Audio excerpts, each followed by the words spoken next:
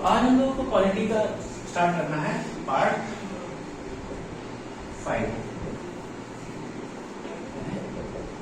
Union chapter 2। क्या नाम है इसका? Part 5 chapter 2। इसी को हम लोग बोलते थे लेजिस्लेचर यानी विधायिका।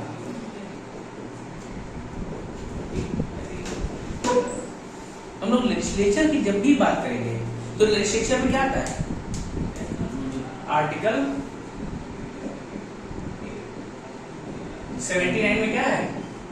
पार्लियामेंट है यानी संसद की बात करनी है। और what are the parts of parliament? Parliament के क्या क्या भाग हैं? 3 पार्ट होते हैं। कौन कौन से? आर्टिकल 80 के हिसाब से सीधे सीधे पहले पार्ट देखो फिर आर्टिकल्स की बात करते हैं। राज्यसभा,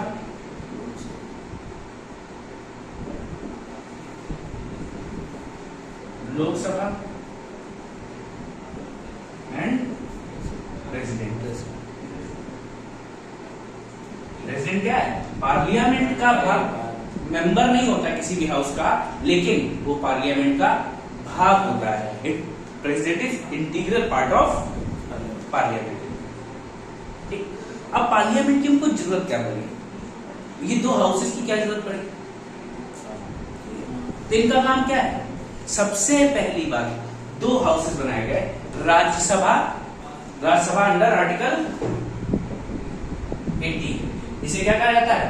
काउंसिल ऑफ स्टेट्स, या इसी का दूसरा नाम दिया जाता है क्या? अपर हाउस, उच्च सदन।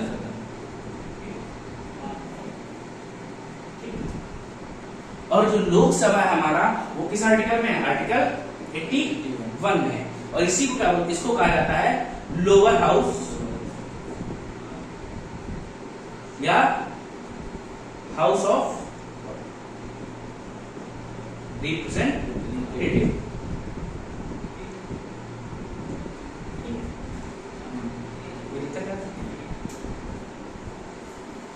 अब पार्लियामेंट क्या है? पार्लियामेंट है और पार्लियामेंट में 2 सदन है। That means there are 2 houses in parliament. इसका मतलब क्या है? Parliament is our country's federal. भाई जहां 2 हाउसेस होंगे वहां फेडरलिज्म होगा? नहीं, ऐसा कंपलसरी नहीं है। लेकिन जहां फेडरलिज्म है वहां 2 हाउसेस होंगे। और इंडिया क्या कहता है? We are federal. भारत क्या है? एक संघीय व्यवस्था है। India is federal. इसलिए क्या है? यहाँ पे 2 हाउसेस हैं, एक राज्यसभा एक लोकसभा। तो ये क्या कर रहा है? ये फेडरलिज्म को स्ट्रेंथन कर रहे हैं यानी मजबूत कर रहे हैं।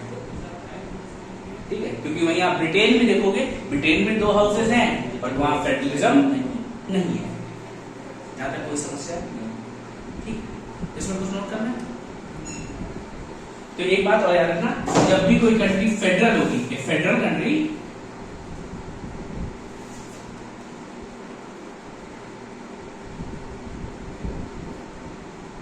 will always have 2 houses।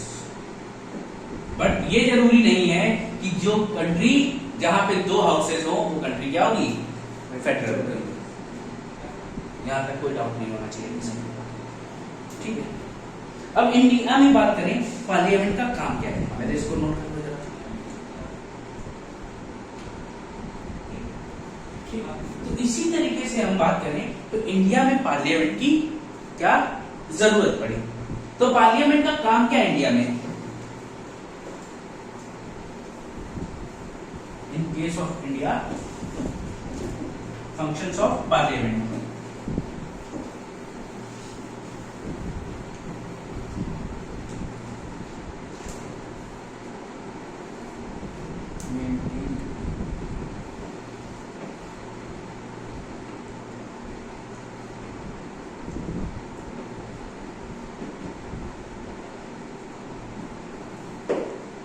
अच्छा, जो आपके लॉज बनते हैं वो कौन बनाता है? पार्लियामेंट में तो बनाता है। तो क्या? फॉर्मेशन ऑफ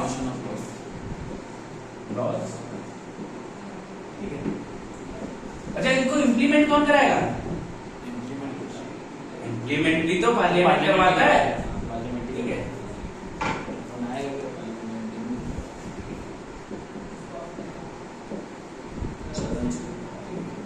अच्छा, जो COM होती है वो कहां से ली जाती है? काउंसिल ऑफ मिनिस्टर जो है, कैबिनेट की बात करते हैं, वो कहां से आती है? पार्लियामेंट में जाते हैं, दोनों हाउसेस से मेंबर चुने जाते हैं, ठीक है। CO among the parliamentarians। भैया क्या है, जो COM है वो पार्लियामेंटेरियंस के पीछे ही चुनी जाती है, कोई दिक्कत नहीं आता। अब देखो, लॉज इंप्लीमेंट करने के लिए क्या करता है पार्लियामेंट? एग्जीक्यूटिव्स होते हैं, उनका यूज करता है, और क्या उनके ऊपर फाइनेंशियल पावर्स के कंट्रोल किसके पास है? वो भी पार्लियामेंट के पास ही है, ठीक है। Controls the executive and financial conditions. यहां तक कोई समस्या है? और क्या करता है? अब यहाँ पे जो पार्लियामेंट में लोग हैं वो कैसे चुने जाते हैं? वो लोगों द्वारा चुने गए हैं, और जब लोगों द्वारा कोई चीज चुनी जाती है जिस राष्ट्र में, तो वो राष्ट्र कैसा होता है? डेमोक्रेटिक होता है, ठीक है।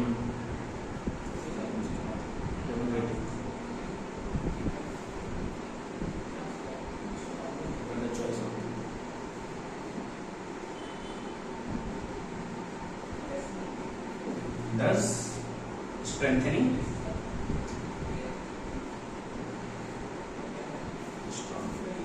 डेमोक्रेसी। यहां तक कोई समस्या? और क्या काम करेगा? पार्लियामेंट जो है ऑथेंटिक सोर्स ऑफ इंफॉर्मेशन भी है। भाई अगर कोई चीज का डेटा कर लेना है, जब भी वहां कोई चीज देनी, जब आप उसको बजट दिया जाता है, बजट प्रस्तुत करते हैं, जो डेटा वो बोलते हैं क्या होता है? वो डेटा इंफॉर्मेशन ही तो है, ठीक है। वो क्या इंफॉर्मेशन ही तो हम लोग पेपर में बोल लेते हैं, भैया इस बार बताओ, इस बार किसानों के लिए कितना बजट आवंटित किया गया, वो इंफॉर्मेशन या बजट का टोटल अमाउंट क्या था, इस बजट इस क्षेत्र के लिए कौन सी योजना चलाई गई, वो क्या है? सब इंफॉर्मेशन ही तो है। वो कहां से मिली हमें? पार्लियामेंट से मिली। Parliament is authentic source of information, भाई, क्योंकि वहां जो बात कही जा रही है वो लगभग सत्य ही है। यहां तक कोई समस्या है? इसको लिख लो।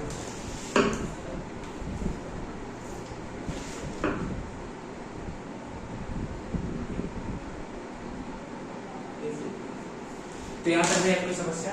Functions of parliament in case of India: formation of laws, enactment of laws, executive का कंट्रोल, फाइनेंशियल कंट्रोल, ठीक है। और क्या ये लोगों के द्वारा चुनी जाती है, क्या तो डेमोक्रेसी को स्ट्रेंथन करती है, और क्या ये ऑथेंटिक सोर्स ऑफ इंफॉर्मेशन भी है हमारी पार्लियामेंट। अब पार्लियामेंट में बात करें तो हम इसके सबसे पहले बात करते हैं इसकी राज्यसभा की। लिख लो आर्टिकल 80 राज्यसभा, हेडिंग डाल दो।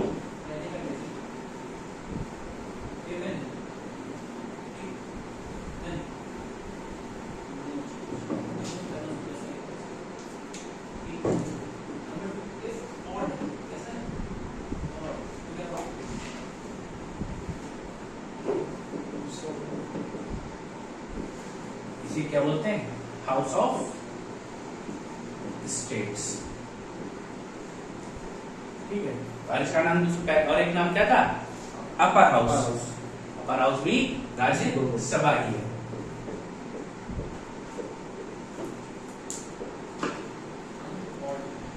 तो राज्यसभा बात करें किसमें है? आर्टिकल 80 में। अब राज्यसभा का काम क्या है? राज्यसभा क्या करते हैं? राज्यसभा में स्टेट्स के रिप्रेजेंट करता है। स्टेट्स को क्या करता है? रिप्रेजेंट करता है। कैसे? सपोज दैट ये क्या है? राज्यसभा है। अब यहाँ पे क्या मेंबर्स चुने जाते हैं। और वो मेंबर्स कहाँ चुने जाएंगे? जैसे क्या है, legislative assembly of UP. UP की क्या है? लेजिस्लेटिव असेंबली है। बिहार की है, महाराष्ट्र की है। तो इनकी क्या है? अपनी अपनी लेजिस्लेटिव असेंबली है। अब इस केस में क्या होता है, ये लोग इस लेजिस्लेटिव असेंबली के लोग एक व्यक्ति को चुनेंगे कि भैया जाओ तुम क्या करो, हमको रिप्रेजेंट करो जाके हमारे स्टेट को। इन लोगों ने क्या किया, एक मेंबर चुना। वो कहां से होगा? यूपी। तो किसने चुना? ये मेंबर्स ऑफ लेजिस्लेटिव असेंबली। मतलब जितने भी एमएलए थे एक राज्य में, वो एमएलए मिलके क्या करते हैं? चुनाव करते हैं। सपोज दैट क्या है, यूपी की स्ट्रेंथ क्या है? 404। वो 404 लोग क्या करेंगे? उस एमपी के होने के लिए, यानी राज्यसभा मेंबर होने के लिए उसको चुनाव होगा, उसके लिए इलेक्शंस होंगे। इलेक्शंस होंगे तो वोट डाले जाएंगे उसके लिए। एक स्टेट से क्या एक ही है? नहीं, हम बता रहे हैं, अलग अलग स्टेट है। ये अभी वो बात की बात है, पहले ये सुनो। तो क्या हुआ, ये जितने भी एमएलए होते हैं, एमएलए क्या करेंगे? एक बंदे को चुनेंगे जिसको चुनना है, उसके लिए इलेक्शन होगा, उसको क्या करेंगे? इलेक्शन खड़ा करेंगे, उसको जिताएंगे, भैया जाओ तुम हमारी बात रिप्रेजेंट करो। ऐसे बिहार के लोग हैं, बिहार के एमएलए बिहार से एक आदमी को चुनेंगे, वो बिहार को रिप्रेजेंट करने जाते हैं। महाराष्ट्र के लोग हैं, तो महाराष्ट्र से बंदे को चुनेंगे, वो उसको चुनेंगे, उसको रिप्रेजेंट करेगा महाराष्ट्र। कोई दिक्कत नहीं। अब ये रिप्रेजेंट कर रहे हैं, बट क्या ऐसा जरूरी है कि जो आदमी यूपी को रिप्रेजेंट कर रहा हो वो यूपी का ही हो? ऐसा कोई भी नियम नहीं है। हो सकता है कोई उड़ीसा का आदमी यहां से जीत जाए, वो यहां से रिप्रेजेंट कर रहा। तो इस तरीके से ये काम चल रहा है। तो क्या, MP of Rajya Sabha are chosen by the MLA of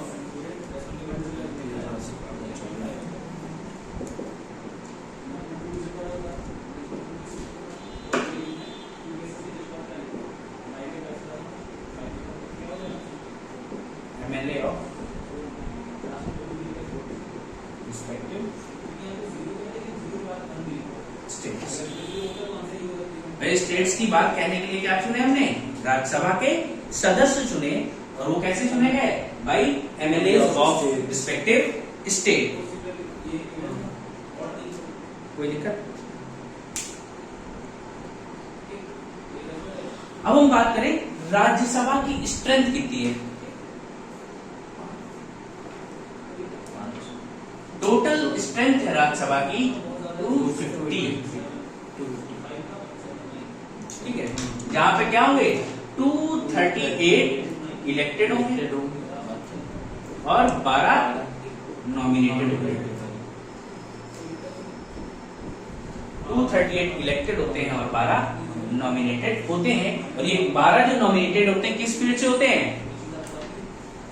art, science, literature, इस फील्ड से चुने जाते हैं। लेकिन आपने देखा क्या, सचिन तेंदुलकर को भी तो बनाया क्या? क्यों बनाया गया? रंजन गोगोई भी बने थे अभी अपने जो नॉमिनेट तो किए गए, लेकिन वो आर्ट, साइंस और लिटरेचर की फील्ड थे क्या? आर्ट, साइंस और लिटरेचर की फील्ड से नहीं थे। और इसमें एक चीज और किया था, सोशल सर्विस, सोशल सर्विसेज, समाज सेवा। तो भैया देखो, ऐसा नहीं है, हो सकता है कि वो इस फील्ड से ना हो, लेकिन उनका जो एक्सपीरियंस है वो क्या करेगा? वो लॉ मेकिंग में हेल्प करेगा। भैया उनका इतना एक्सपर्टीज है इस क्षेत्र में, वो अपने आप उस क्षेत्र को क्या करेंगे? हेल्प करेंगे जब भी लॉ बनाने की बात हो। इसीलिए सचिन तेंदुलकर चुना गया। रंजन गोगोई को भी चुना गया, लेकिन रंजन गोगोई को चुना नहीं जाना चाहिए था। वो बात अलग है कि सीजीआई रहे तो ही इज अ ग्रेट, उनकी नॉलेज बहुत अच्छी होगी लॉ के फील्ड में, बट इसमें क्या बायसनेस भी हमको दिखाई देती है। भाई अगर मान लो हमने तुमसे पहले कह दिया जस्ट यार सुनो, तुम ऐसा करो, ये फैसला हमारे पक्ष में दे दो, तो हम क्या करेंगे, तुम्हें राज्यसभा का सदस्य बना देंगे, नॉमिनेट करवा देंगे, अच्छी बात, टेंशन ना लो, सरकार अपनी है, तो आप क्या करोगे?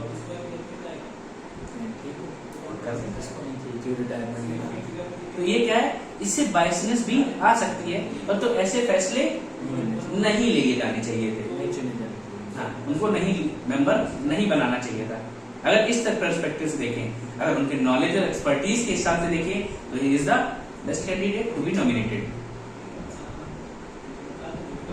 कोई दिक्कत आता?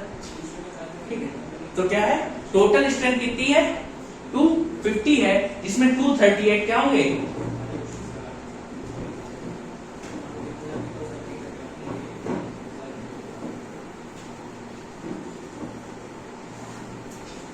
टोटल स्ट्रेंथ 250, जिसमें 238 इलेक्टेड होते हैं और 12 nominated from the field of art, science, literature and social services.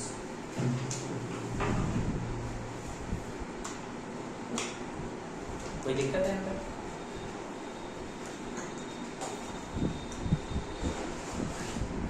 अब क्या है, इस स्ट्रेंथ को हमारी पार्लियामेंट ने क्या कर रखा है, फिक्स कर रखा है, कितना, by 233 elected and plus 12 nominated. मतलब अभी तक जितने बार मेंबर चुने गए, कभी भी 245 से ज्यादा नहीं हुए हैं, हमेशा 5 सीट वैकेंट रहती है। क्या है, effective membership of Rajya Sabha. Total strength कितनी है, 250 है, लेकिन इफेक्टिव कितनी है, इफेक्टिव देखें तो 245 है। यहां तक कोई दिक्कत? तो आप इसमें लिख सकते हैं, Rajya Sabha is the representative body, have members both elected and nominated. कैसे मेंबर्स हो सकते हैं, यहाँ पे निर्वाचित सदस्य भी होंगे और मनोनीत यानी नॉमिनेटेड सदस्य भी होंगे। कोई दिक्कत? और देखो, अब राज्यसभा कैसी बॉडी है, राज्यसभा कितने साल में भंग होती है?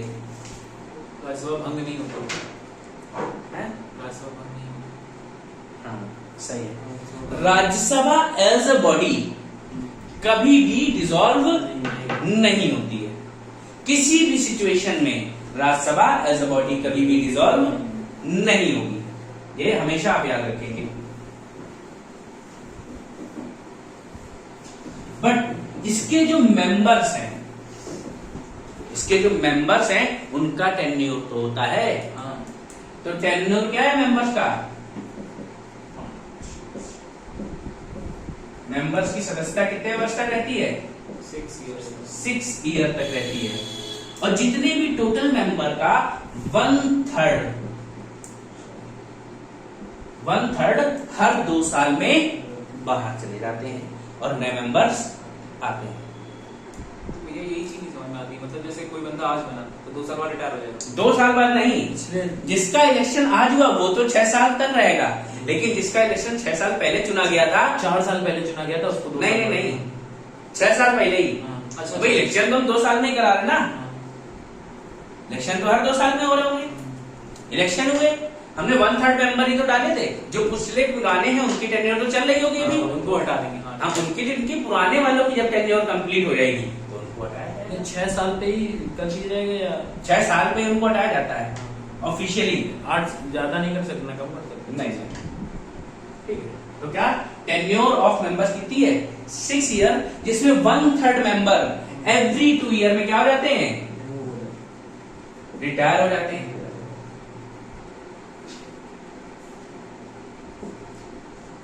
ये क्वेश्चन कई बार पूछा गया भैया कि राज्यसभा सदस्यों की क्या है टेन्योर, कितनी है, 6 ईयर, और कितने वर्ष में, तो 1/3 मेंबर्स इन एवरी 2 ईयर्स क्या हो जाएंगे, रिटायर हो जाते हैं। यहां तक कोई समस्या आ रही है अभी तक किसी को? ठीक है, तो मेजोरिटी की हमने बात कर ली थी, सॉरी सदस्यता की बात कर ली, कितने मेंबर्स हैं 250 इलेक्टेड देते हैं, 238 12 नॉमिनेटेड। लेकिन अगर इफेक्टिव देखें कि अभी तक कितने लिए जाते हैं 232 इलेक्टेड आते हैं और 12 nominated, that means only 245 strength ही अभी तक रही है, लेकिन मैक्सिमम कितनी हो सकती है 250 हो सकती है। कोई दिक्कत यहाँ पर? ठीक है, अब ये जो मेंबर्स चुने गए हैं ये कैसे चुने जाते हैं by MLA of respective states, ये तो मैंने बता दिया। लेकिन कौन सी सिस्टम द्वारा? Proportional representation through single transferable vote system. वही प्रेसिडेंट के जैसा।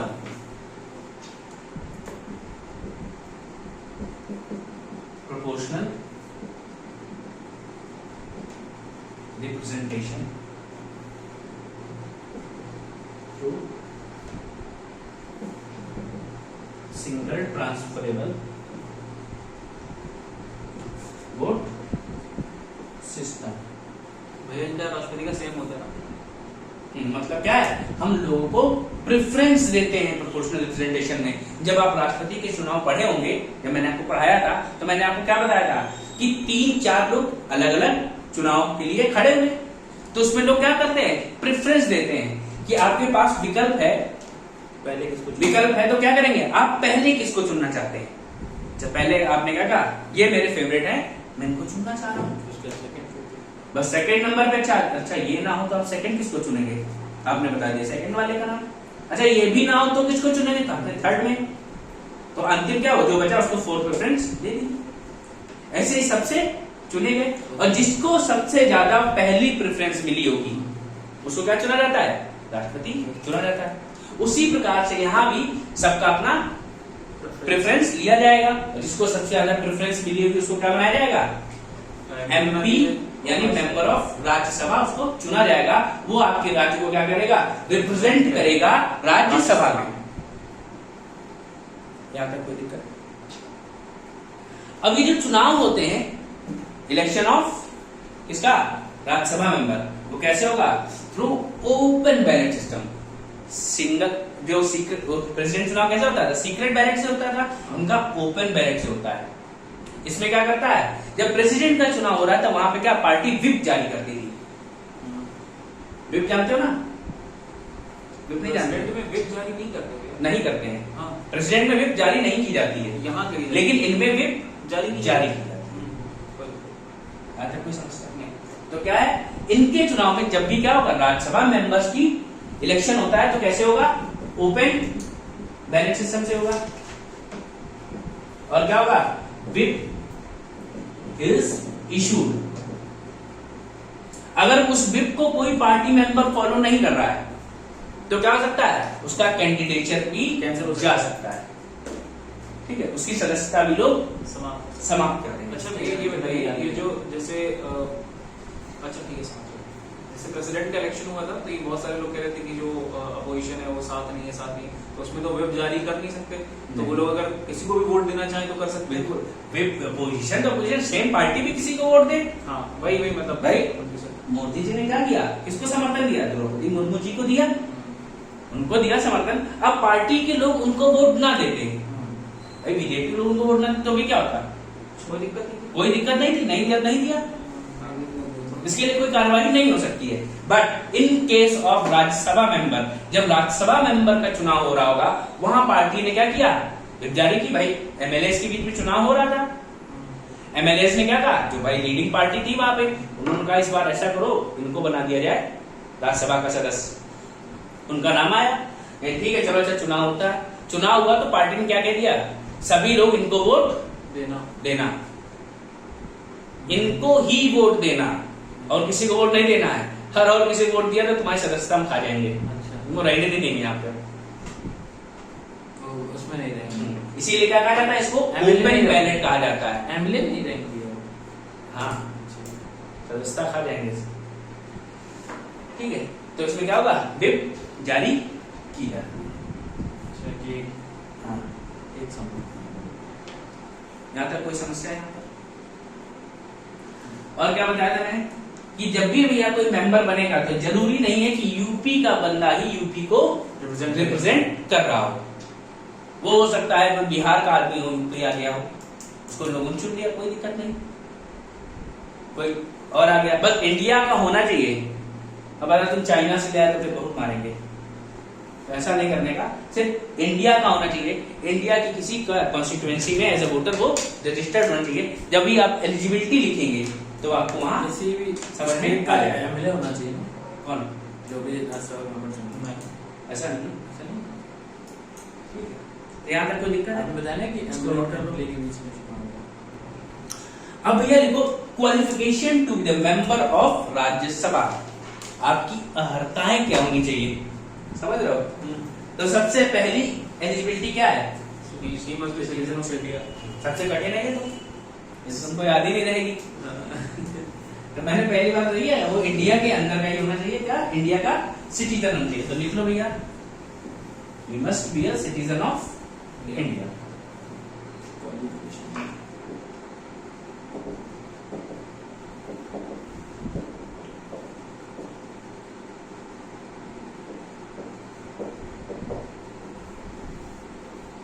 सबसे पहले क्या? मस्ट बी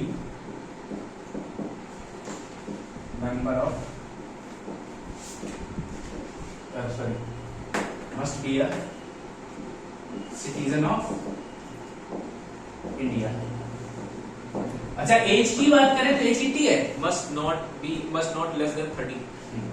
एज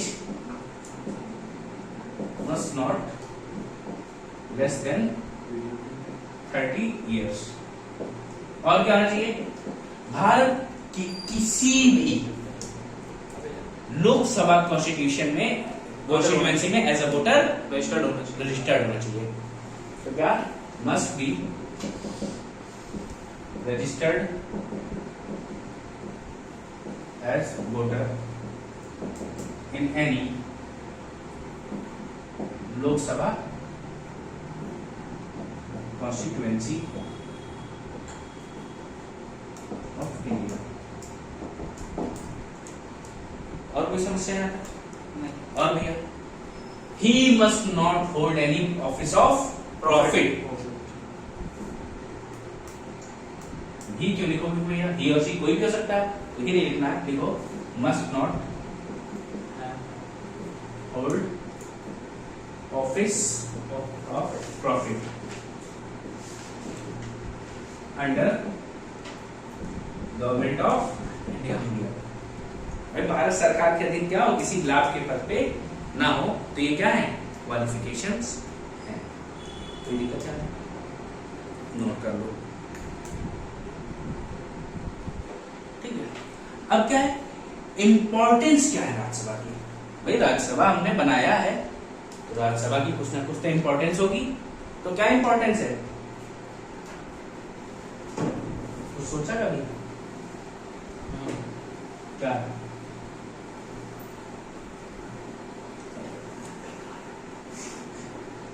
भाई हमने संघवाद की बात की थी, यानी फेडरलिज्म की बात की थी। फेडरलिज्म में क्या है? स्टेट्स के पास पावर होना चाहिए, रिप्रेजेंटेशन होना चाहिए। हाँ, तो वही है। स्टेट्स को कौन रिप्रेजेंट कर रहा है? ये स्टेट को रिप्रेजेंटेशन मिलना चाहिए। और स्टेट्स के रिप्रेजेंटेशन के लिए क्या है हमारे पास? राज्यसभा। राज्यसभा बनी हुई है जो क्या करती है? हमारे फेडरलिज्म को स्ट्रेंथन कर रही है।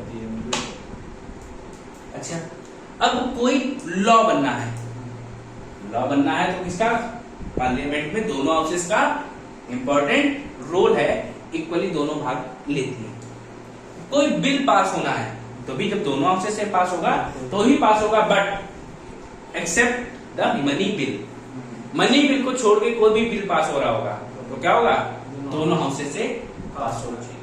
और एक इंपॉर्टेंट क्या है, जब भी इमरजेंसी की बात आती है तो इमरजेंसी के केस में क्या है? लोकसभा और राज्यसभा केसेस में लोकसभा डिसॉल्व हो सकती है। दोनों ही से ही पास होना होता है। और लोकसभा अगर भंग भी है तो क्या? राज्यसभा के लिए उसको लागू करा सकती है। हाँ, ठीक है। तो यहाँ तक कोई समस्या है? तो ये 3 पॉइंट बताया, क्या क्या? पहला,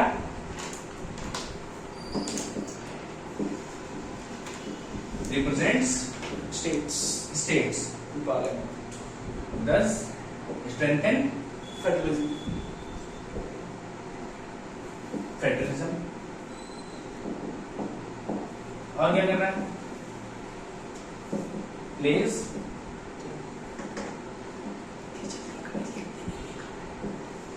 equal role in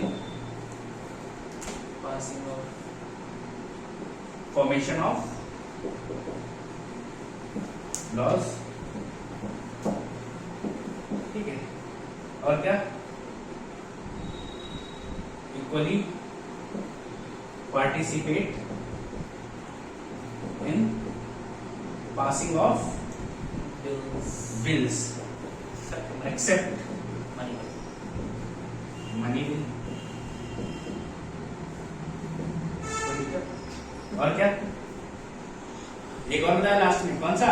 approval for emergency. Approval for emergency is equally important. ठीक है। Equal role in approval of emergency.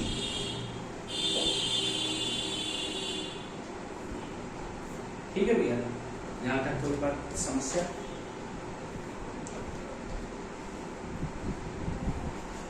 Note कर लो।